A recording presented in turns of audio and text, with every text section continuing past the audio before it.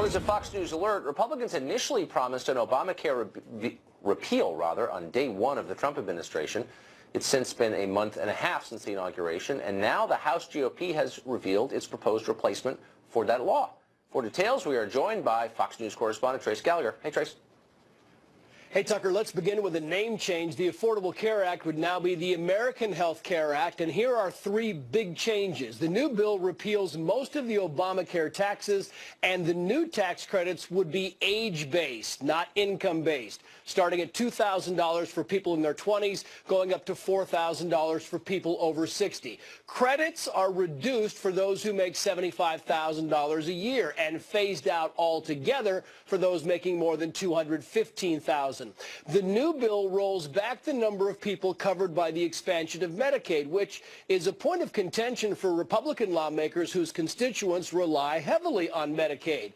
And the individual mandate and employer mandate, they are both out. So if you don't have insurance, you no longer have to pay a fine. Here's what stays the same.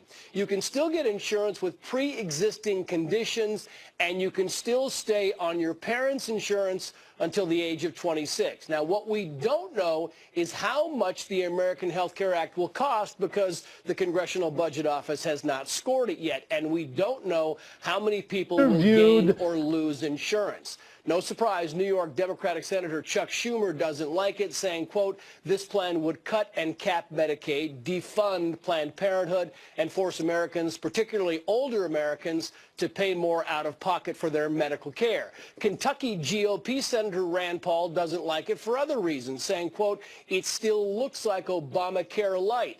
There's still hundreds of billions of dollars in refundable tax credits. Asked what would make him support it, Rand Paul says, change. The bill gets marked up this week by the Energy and Commerce Committee, which oversees Medicaid, and the Ways and Means Committee, which oversees tax legislation. The full House could vote on it later this month. Tucker. Change. Rand Paul, a man of few words. Thanks, Trace. Well, it's been an extremely busy news day. Up next, we'll finally get to President Trump's new executive order, the one that blocked arrivals from 6 Muslim-majority countries. We'll talk to a member of Human Rights Watch who says the order is Islamophobic and will ruin efforts to bring refugees to America. For good or ill, stay tuned. Has a right to control who enters our country and to keep out those who would do us harm. The backdoor Muslim ban 2.0. It is the same old fear, hatred, and intolerance that we've seen from this administration since day one. The president, of course, tweeted afterwards in all caps, "See you in court." The president was essentially afraid to see us in court because he knew he would lose again. And with this order, President Trump is exercising his rightful authority to keep our people safe. Ooh, a tsunami of posturing. Well, after several weeks of delays, the Trump administration delivered a new executive order today, one that restricts arrivals from 6 Muslim-majority nations, not 7. This order is more limited than the one issued in January. It removes Iraq from the list, and it exempts those who already hold green cards or visas. Permanent residents of this country can come and go as always. Those restrictions have done nothing to stop a revival of the outrage that greeted the first order. Bill Frelick is the director of refugee rights at Human Rights Watch, which has already denounced the new order as no better than the old one. He joins us now. Bill, thanks for coming on. Thank you for having me. So here's what's different about the new order. Iraq is not on the list. And what's interesting to me is why they're not. And so the administration says, well, actually, the government of Iraq has changed its policies and is going to help us vet travelers from Iraq to the United States. And isn't that a good effect? And isn't the onus really on the other countries involved in this to do a better job? With respect to Iraq, there are a lot of other issues having to do that's one of them. With waging the war there. Right. Yeah, I mean, I'm glad that Iraq's off the list, so I'm fine with that. But you acknowledge that they're off the list because they've addressed the basic concern of this, which is that people whose background we know nothing about might wind up here and they might be a threat to us. That's not a crazy concern. It's not a crazy concern, but the history of terrorism in the United States doesn't really connect to the 6 countries or the 7, including Iraq, that were on the list. And that's the point that was made again and again by the courts in saying the order, by the 10 senior terrorism and national security figures, 2 secretaries of state Secretary of Homeland Security, head of the NSA, head of the CIA, that basically said, you know, we've seen up until 7 days before the first executive order, we've seen all of the intelligence here.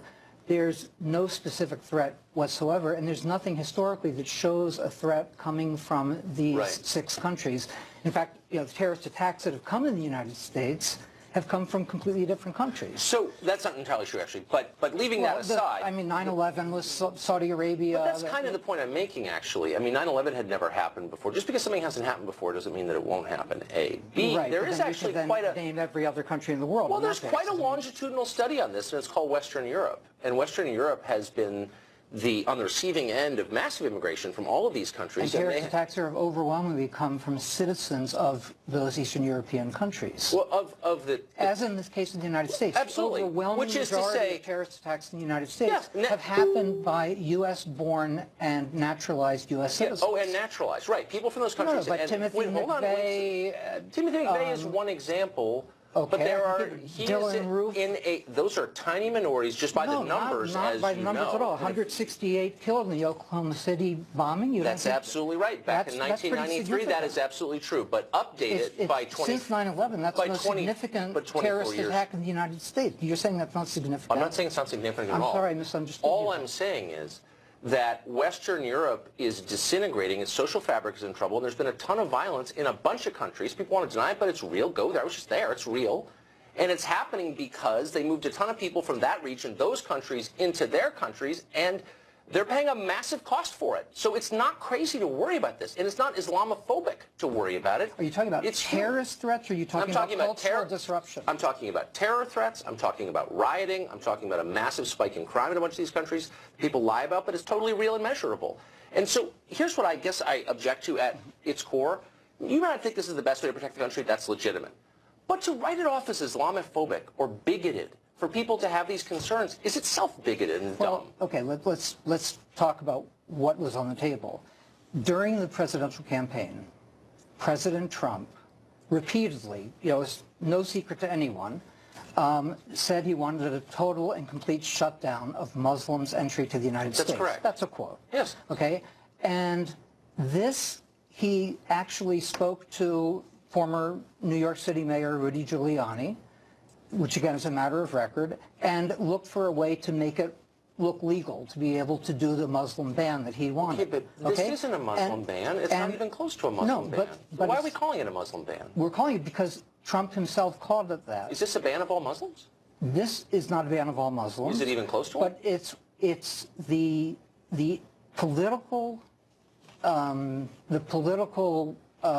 firepower that he got out of this was using the term Muslim ban and indicating I thought you were the one who's using them, because you're actually, in your materials today, you're calling it a Muslim ban. He's not calling it that, and indeed it's not, actually. What contaminates the executive order, which doesn't say Muslim in it, that's absolutely the case. It doesn't apply to most of the world's Muslims, as you know, not even close. No, but any discrimination doesn't have to apply to all the people that are being discriminated against. Look, it's just the point. Here's the only point I'm making, and it's not really about Trump or what's in his heart or his motives. It's about the tens of millions of other Americans who support this, and the majority doesn't support it. As you hold on, they're not supporting Islamophobia. Maybe they're looking around and saying, perhaps there's a connection between the people who live in these countries and these terrible acts, and that's not a crazy conclusion to reach, is it? I think it's a conclusion that's really not warranted in terms of, you know, when you're looking at refugee admissions to the United States, for example, going back to the Refugee Act of 1980, it's brought about 3 million refugees to this country. Right. There's not a single refugee admitted to this country since the Refugee Act of 1980, the 3 million people, that has committed a fatal terrorist act against any American. Really? But how many have been arrested? That's a Cato Institute libertarian, as you know. Oh, a think tank said it. Okay, then it must be true. But I've lived here too long to be impressed by that. But let me just say this. You can't And it was also in the brief by the 10 So how many arrests of Somali refugees in Minnesota or their descendants have we seen in the past 5 years, as compared to... You're talking about past... You're cherry-picking... Not cherry-picking. There have been a ton of Somali refugees moved into Minnesota. A ton into Minnesota and Maine, and you've seen a massive spike in arrests for terror. I mean, I don't know. I don't think that's true. Well, of course it's true. How many arrests in Minnesota for terror were there 25 years ago? 0. How many are there now? Dozens. I mean, that's not an accident, is it? I don't think that's the case. Okay. I think it is. We're out of time, unfortunately. Email me. I'll send it to you. Thank you, Bill.